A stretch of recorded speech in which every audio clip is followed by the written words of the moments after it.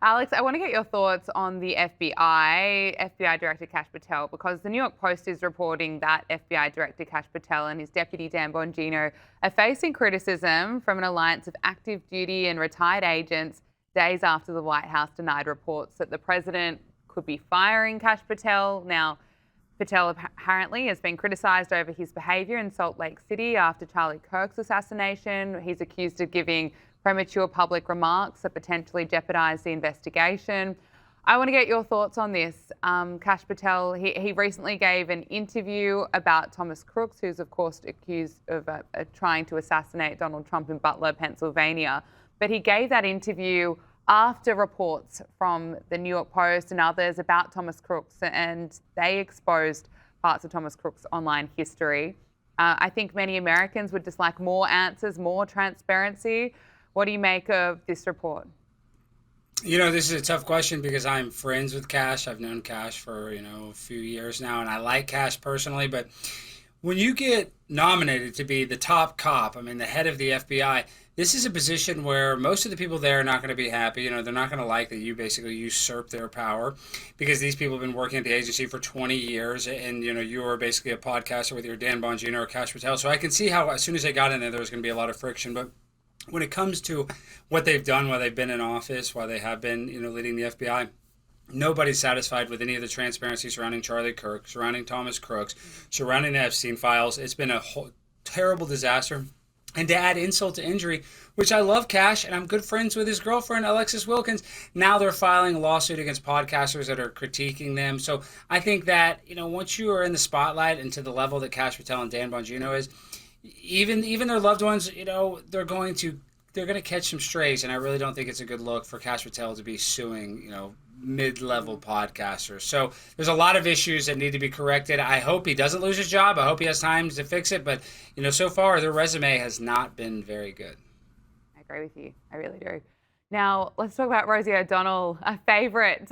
And she's given her kids Trump derangement syndrome, TDS, and she's blaming it on Donald Trump. Listen to this. My daughter is now saying, damn him, damn Trump, and smashing her hand on the table. And I said, wow, honey, what are you thinking? And she said, he made us move in order for our own safety. And it's now he's destroying the country. Listen, wow. She lives here. She hears what I'm saying to you.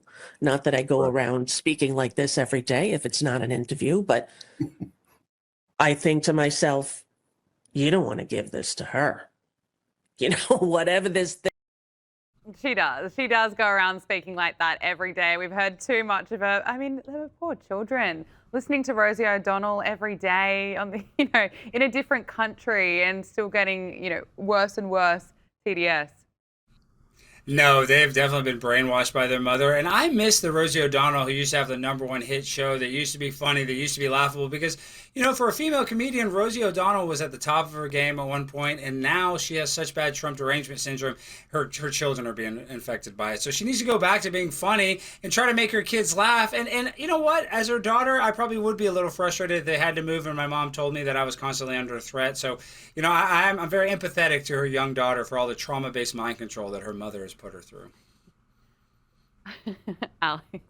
Now we're getting to Christmas, the best time of the year, of course. But if we need any reminding that the White House got an upgrade this year, this is how Melania is celebrating Christmas. Look at this video.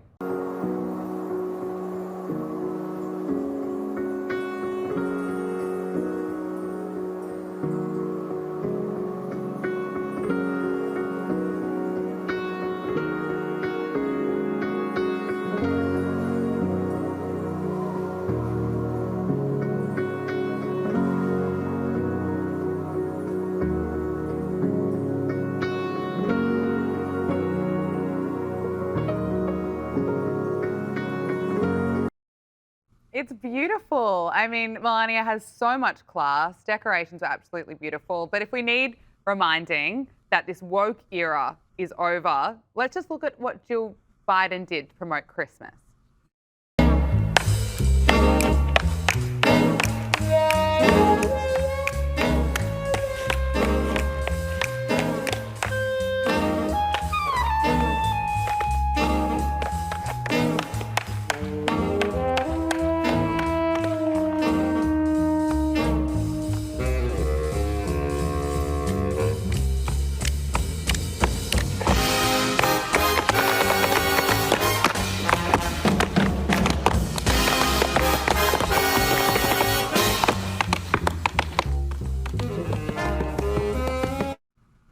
so bad.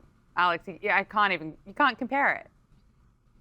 No, I mean, I will be honest. I do not think there was enough drag queens in Melania's Christmas debut. I don't. That's the one thing that we're missing. We need about 10 more drag queens. No, and the reality of the situation, you know, you could maybe critique Donald Trump on some things. I think there's some fair criticism, but when it comes to style and class and design and just, you know, making stuff beautiful, Donald Trump is an expert when it comes to just making stuff look nice. And, you know, I think people were criticizing how nice he made the Oval Office look. I think it looks awesome with all the gold. So Melania and Trump, you had to give it to them. They're first class all the way when it comes to decorating. They absolutely are. And the White House has thrown its first Christmas party. Here's Donald Trump.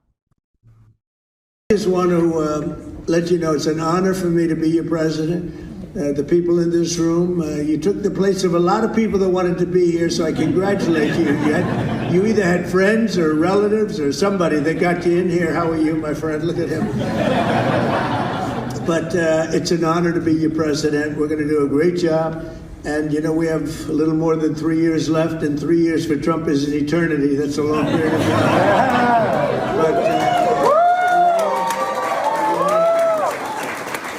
But you're very special, and this is a very, very special place.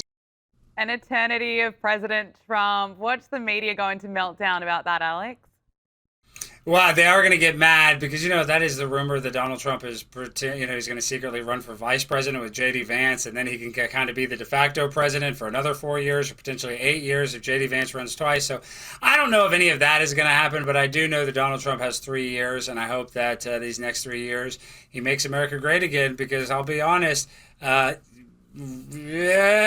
know, the first year has not been excellent. I would say it's probably been a B.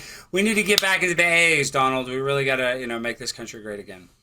Finally, Charlie Kirk is now in Times Square in New York City. He's being seen by thousands of people. Let's take a look at this clip. I mean, New York City just got a little bit brighter with this vision of Charlie Kirk. There he is. Thousands of people would be seeing it every single day. Alex, I think what I love about this is that there are, of course, Americans who we had to watch, who were celebrating and mocking the assassination of Charlie Kirk. And I think some of those crazy, deranged people will have to walk past and they'll look up and they'll see Charlie. You know, now you go around and Charlie Kirk is more famous than he ever was when he was alive, which is, you know, it's a sad thing. It's a good thing. And people seeing him up there, I hope it'll kind of encourage him to be more outspoken and to be unapologetically themselves, because Charlie was not a bigot. He was not a racist. No. He was not all of the labels that they try to, you know, put on him. But one thing he was a free speech absolutist. So, you know, we need more people that are willing to have tough conversations. And I love that he's in New York City. That's a place that they need some good faith-based leadership, and you know, the reminder of Charlie will, I think that'll be a positive influence on a city that's, you know, really gone to hell in a handbasket. Yeah, they need it, absolutely. Alex Stein, so great to see you. Thank you so much for your time. Always a pleasure. Talk to you guys again soon.